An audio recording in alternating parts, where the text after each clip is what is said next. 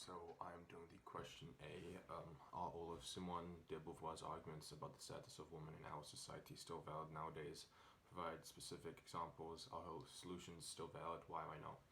So Simone de Beauvoir writes in The Second Sex that one is not born, one is not born, but rather becomes a woman. So she's saying that women aren't um, born as women; they have to become women through their history, through what their childhood is, what their teenage years are, that makes them a woman. And she says that this entire product of the woman's background and growing up creates this eternal feminine, which makes this woman's identity a woman. Um, she says that baby girls are manufactured to become women from the way that it's breastfed to the way it's rocked when it's a child. All these things guarantee that they'll become a woman, unlike the way a baby boy is rocked or breastfed or all these other things when a boy grows up. And she says that though the biological differences make a difference of identifying man and woman, she says that what's more important is the social context of the society and how a woman acts, and all these other things are more important of identifying a woman rather than just the different parts of the biological different parts of a man and a woman that identify them. Um, she also argues that throughout history that men have been the ones who've been taking power. If you look through the 1800s, through the French Revolution, through world wars, all these things, and I agree with her. I agree that it's the men that have been taking over the power. And she says that historically, men were the essentials, and women were kind of like the counterpart of the man, and kind of like second class citizens, as mentioned in the PowerPoint in class. And what essentially is being said is that women weren't really seen as the ones who could take power, the ones who could facilitate work in a way, and it was usually men that took the step to become all these politicians, do all these powerful things, all these leaders.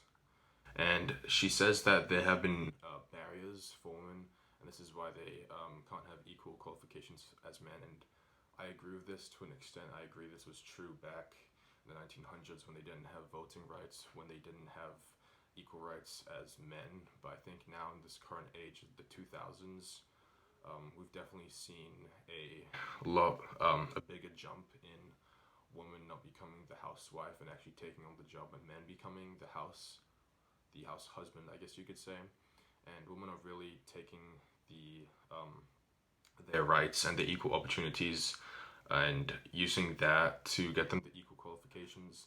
I think in today's society, I believe that there's actual equal chances of men and women getting jobs, and they have equal pay. And I think it's because all these laws passed that women can vote and they can get an education. So I think that's really good for them and for all like the entire society.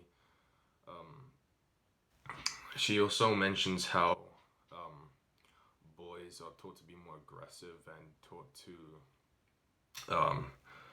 be more, I guess, confident in the interview. She said that the boys were meant to be more when they did something, I guess, bad. When they were a child, they were more encouraged to do it. They weren't stopped when a girl was growing up and she did something bad, like play a trick. Her parents would, I guess, punish her or tell her that it was wrong. And this kind of kept women in a quiet role where they didn't really have the chance to be themselves. They were always told by society and by their parents that they need to be classy and they need to be woman-like, whilst boys growing up were told that, oh, they're just being boys or they're just being rough and it's just a boy thing to do. But I think today it's very different because of all this equal rights activism and this LGBTQ, and everyone's being told to be themselves, which is good, and how everyone's freely being themselves, and there's no one way to be a woman or one way to be a man, and all these different ways to identify yourself. Um, but again, and another example is in the presentation of how de Beauvoir argues in favor of legalization of abortion, and she wants different divorce laws, and she sees the status of the housewife difficult because the labor is not paid and they have to do all these taking care of the kids and doing the chores around the house. And I think that's all her arguments are still very relevant today. I mean, if you look at America, the democracy of the conservatives and the Republicans, the conservatives, sorry, and the liberals, we see that both parties have different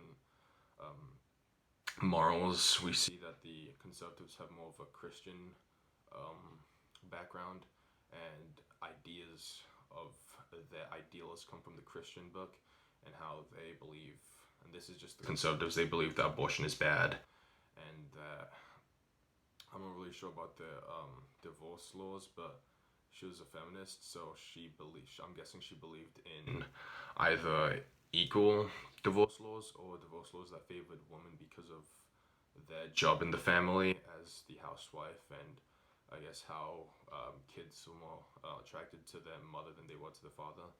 So conservatives have the idea of how abortion's bad because of what they believe to be the starting point of life as a fetus, whilst the liberals believe that it's a woman's choice to have an abortion and it should be her own self-choice, that she chooses herself to get an abortion and not a law that says whether she should or should not be getting an abortion. It should be her own self choice to get an abortion. And I think all of de Beauvoir's arguments are still relevant today, even though she said those many years ago, and we still haven't really come to a real consensus about, I guess, what's right and what's wrong, because I guess the parties are both very split here in America. So it's not much really that can be done because we're always arguing about the things and not really trying to come up with a resolution. Yeah, a solution of how to fix these issues and what's right and what's not, and thinking about morals and how do we, I guess, take care of everyone and allow everyone to have the equal right, and if there is an ideal law that allows everyone to have an equal right of abortion specifically, or any other issues like divorce laws or any ideals that Beauvoir had.